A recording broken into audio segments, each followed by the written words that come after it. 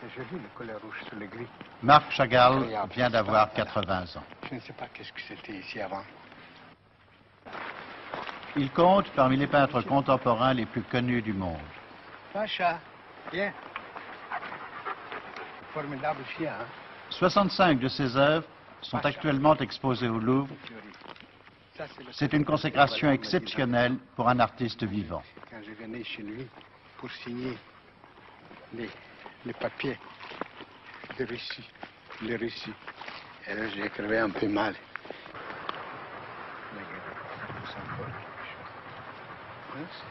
Pacha, ne détruis pas des fleurs. Attention. Il faudra que je vienne un peu dessiner, un peu peindre ça, si on peut. Parfois, lorsque du haut de la colline où il demeure, dans le midi près de Vence, son regard se porte au loin, il lui arrive de ne plus voir l'horizon qui s'offre à lui, mais le paysage qu'il n'a cessé de porter en lui sa vie durant, le paysage de son enfance. C'est ici, à Vitebsk, en Russie, qu'en 1887 est né Marc Chagall. Vitebsk ne l'a pas oublié. Cette dame s'appelle Anna Kuznetsova. Elle est peintre, elle habite Vitebsk et nous dit comment en 1916, elle étudia sous la direction de Chagall dans l'académie de peinture devant laquelle elle se trouve en ce moment. Elle nous dit que si certains s'opposaient alors aux tendances picturales que défendait Chagall, tandis que d'autres les approuvaient, tous lui reconnaissaient un grand talent. Elle nous dit que dans toutes ses œuvres se glissait l'image de la vie quotidienne juive d'alors et l'image de son pays.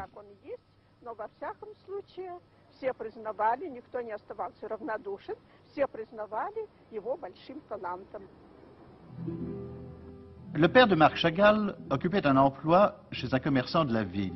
Il avait 5 filles et 2 fils. L'un d'eux, Marc, rêvait de partir à la découverte du monde armé de son seul talent, riche de ses seuls souvenirs.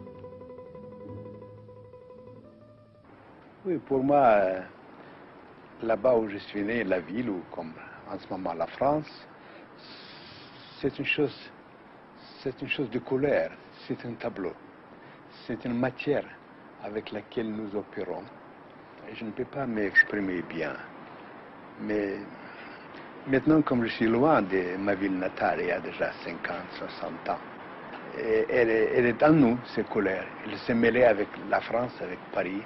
C'est une couleur, c'est un bleu, c'est un vert, c'est un rose.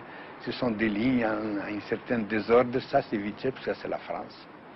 De ce point de vue, je suis toujours là. Je suis toujours ici. Je suis partout, mais partout, surtout en France et à Vitebsk. Je veux dire que ça fait le coloris, ça fait le tableau. De ce point de vue, je suis, on peut dire, fidèle aux sources. Chagall, vous vous souvenez, quand vous aviez 20 ans, Oui. vous habitiez La Ruche. Qu'est-ce que c'était que La Ruche? La Ruche, c'était des pauvres bâtiments qui existent d'ailleurs encore, ils sont en bois, n'est-ce pas? Et il y a une quantité d'ateliers où on peut louer et vous pouvez ne pas payer aussi, là. Moi, quand même, je voulais payer. J'ai payé 37 francs par terme. Il n'y avait pas beaucoup de commodités, mais quand j'ai vu les cabinets devant la porte, c'était bon, le comble.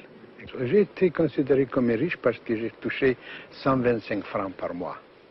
Et ça, c'était bien pour 3 semaines. Comme je faisais des grands tableaux, il fallait que j'achète les toiles et les colères. J'étais considéré comme riche et les gens, les voisins venaient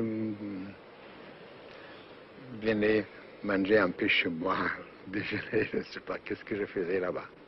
On ne vendait pas, je trouvais que c'est tout à fait naturel parce que quelque part en moi, il y avait un sentiment que si Dieu garde, je vendrais telle ou telle chose, je serais forcé automatiquement à faire encore la même chose.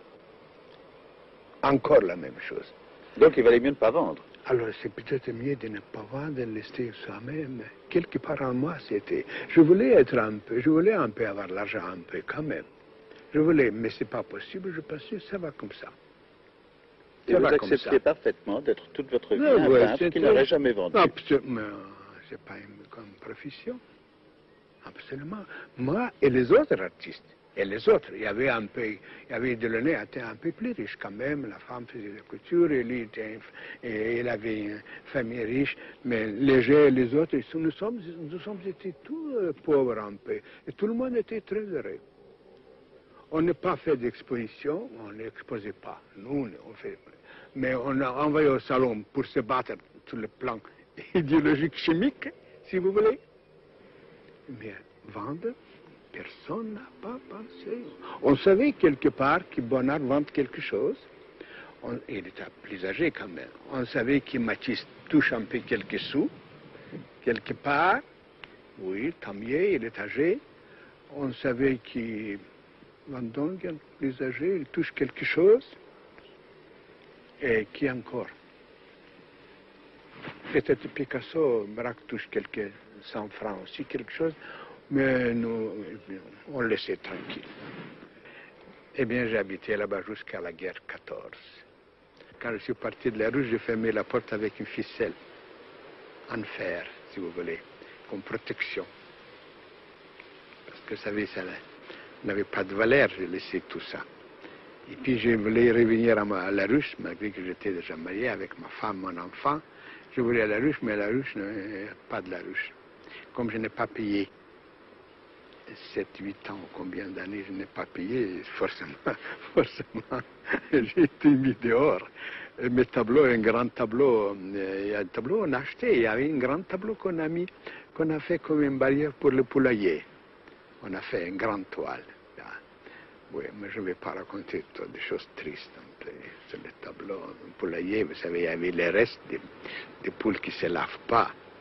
C'est toute une procédure. Je pense à ces milliers de gens, de jeunes de 15, de 20 ans, des milliers, des dizaines, des centaines de milliers de gens qui aiment l'art et aiment toutes sortes de messages, et je compte sur eux, ça me fait un énorme plaisir en pensant qu'ils viendront et je voudrais savoir comment ils vont me critiquer. J'ai beaucoup de lettres d'eux. Je n'ai pas de force à les répondre à tout le monde. Et je ne peux pas les montrer. Je montre à ma femme cette sorte de lettres que je touche, que je reçois. Elle est un peu habituée. En réponse, elle m'embrasse peut-être. Et si on m'expose, si on va m'exposer, ce public jeune, surtout, c'est mon public.